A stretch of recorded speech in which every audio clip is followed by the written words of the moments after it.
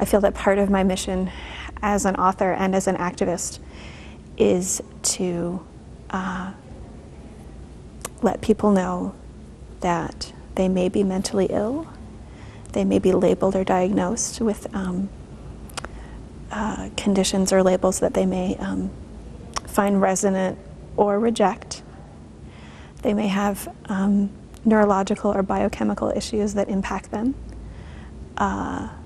They may be affected by trauma. They may be in distress or spiritual crisis. They may be in need of treatment.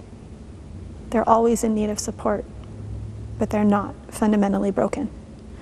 And this is really, really important, in particular, for people who self-harm and people who have been diagnosed with personality disorders.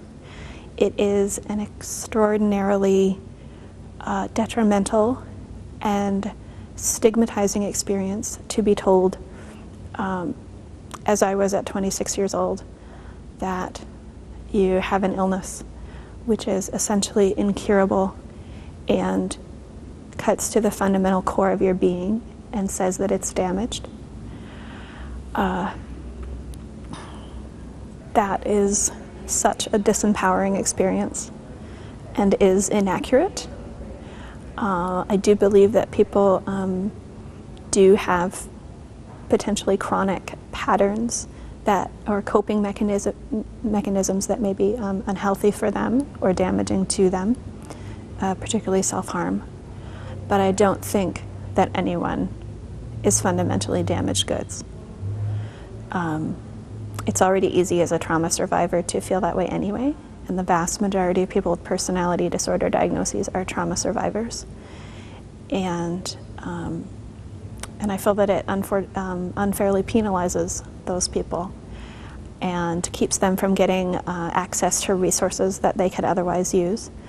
I owe my life and my stability not necessarily to medication, but to a form of therapy called dialectical behavior therapy, which is a combination of concepts from Zen Buddhism and cognitive behavioral therapy. And that, after years and years of floundering, gave me the skills and the validation that I needed in order to remain self-harm free.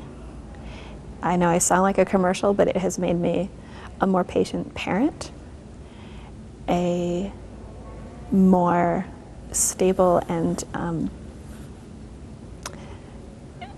a person with more equilibrium, and has really given me a perspective of kindness and compassion, the Buddhist notion of loving kindness, both for myself, which was a revelation after so many years of feeling self-judgment and self-loathing, but it's also given me compassion for other people. I have a great deal of compassion for my attacker, who was also suffering from mental illness and psychosis at the time. And it's allowed me to view him with compassion and empathy as another human being with mental illness who deserves justice and care. So that's been a really huge aspect of my recovery, opening myself up to those perspectives and to the perspectives of the consumer survivor movement, the hearing voices movement, a whole new universe that I didn't even know existed. And I feel that that's a huge part of my recovery, being able to have empathy for others and to share my story and practical and theoretical resources for other people. I just came from giving a presentation in which I shared my own story in depth and some of the theoretical concepts behind DBT and some of the issues around stigma and personality disorders. And while it was absolutely nerve-wracking, it was really and truly an honor to provide that information to people and to give them hope and resources that can be useful to other people. I think those are in short supply, and it's very difficult to find resources and perspectives that come from a place of respect and empathy and validation. And I never expected to be an activist around mental health issues For a long time, I just compliantly took my meds and did my thing, and really saw myself as an artist, an author, rather than an activist. And now I am combining both in my work, which is really, really powerful.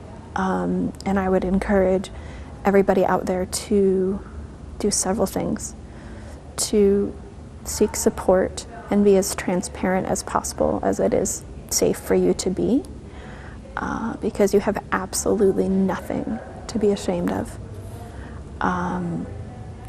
To be open to a variety of possibilities, both conventional and alternative, and always keep an open mind as to both.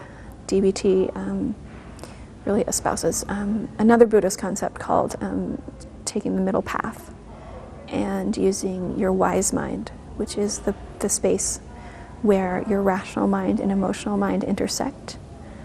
And doing that is a way in which to learn how to make really wise choices for yourself.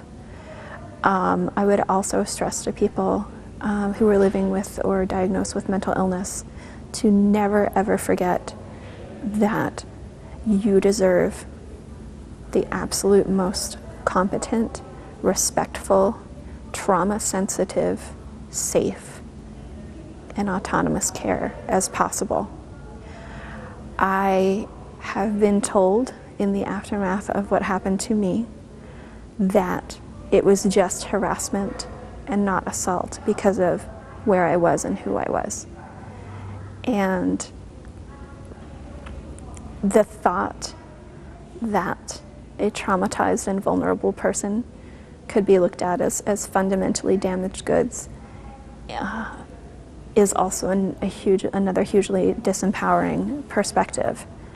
And I want everyone with mental health issues to know that they deserve every good thing and that recovery is absolutely possible. There were moments when I didn't know if I was going to make it out of my 20s. And now I am a stable, loving parent and spouse with a career that I hope is about to make a comeback. Hard-earned education and a new passion for advocacy for those like me. And it is absolutely possible, even though it doesn't seem like it in your darkest hour, even if you do feel fundamentally broken, to come to a place of healing, self-respect, and compassion.